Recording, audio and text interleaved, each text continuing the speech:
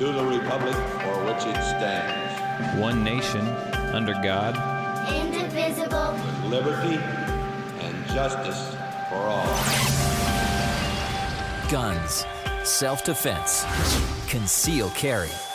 This is the Patriot Defense Podcast.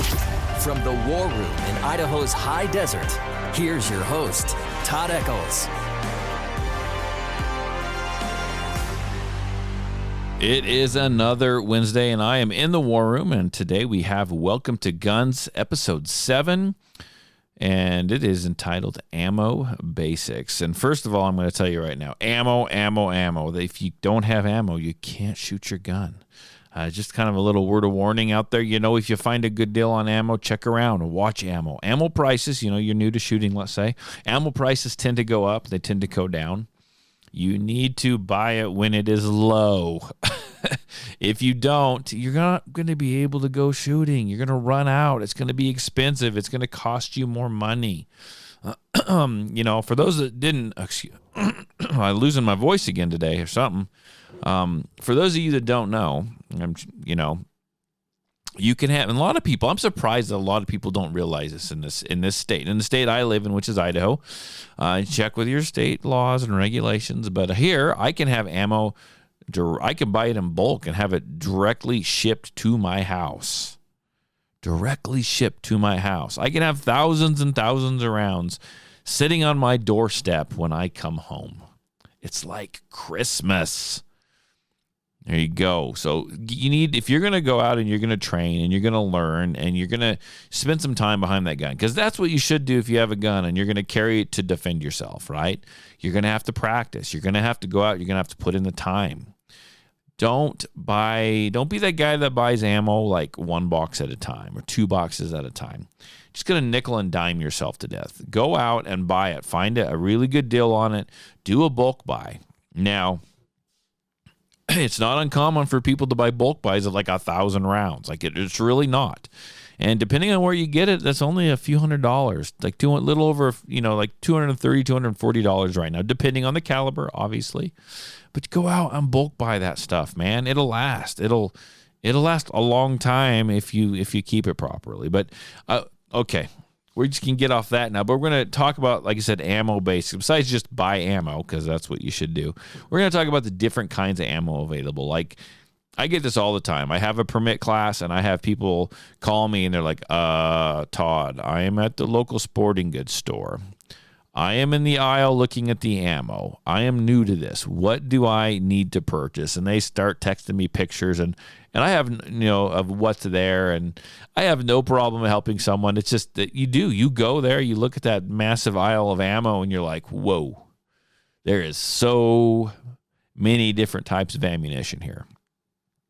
First things first, for going out on the range, you don't need anything fancy. You are just putting holes in paper. That is literally all you are doing. Go find yourself some target rounds. They're going to be labeled target rounds. It may be labeled ball ammo. It may be labeled, they're all going to be FMJs, which stands for full metal jackets. So it may be broken out into the acronym, or it may say full metal jackets instead of FMJ.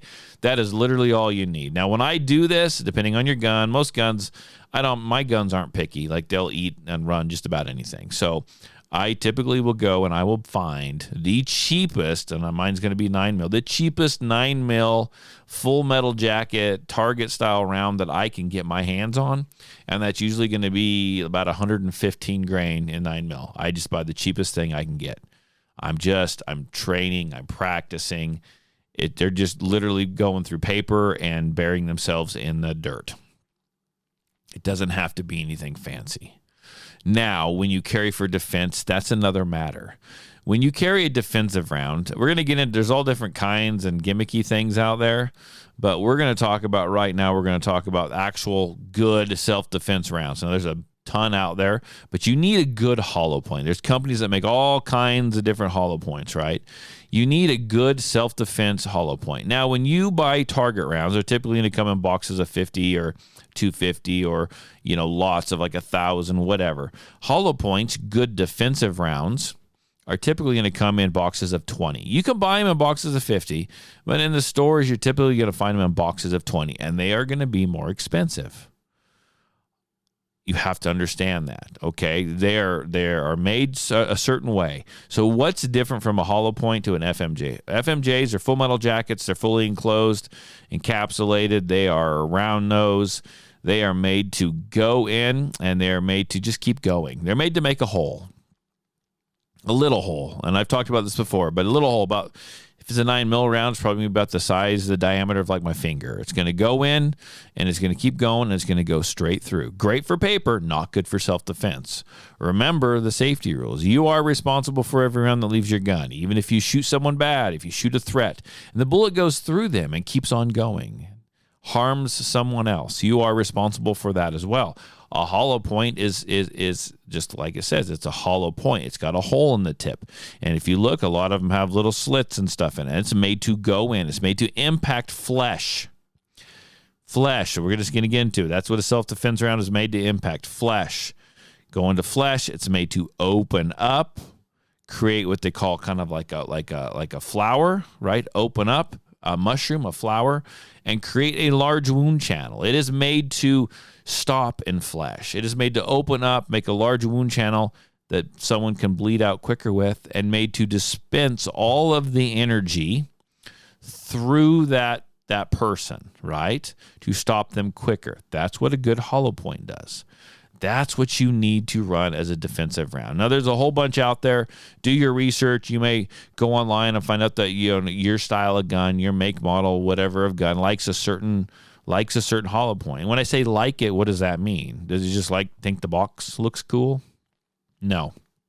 It likes it because sometimes hollow points have a hard time feeding in guns. And feeding means cycling, means being pushed with the slide from your magazine and chambering up into the chamber area where it will then fire. They jam up in there, right? That can happen. So when you buy a gun and you're buying defensive rounds for it, buy a handful of a few different kinds. Find out what your gun likes.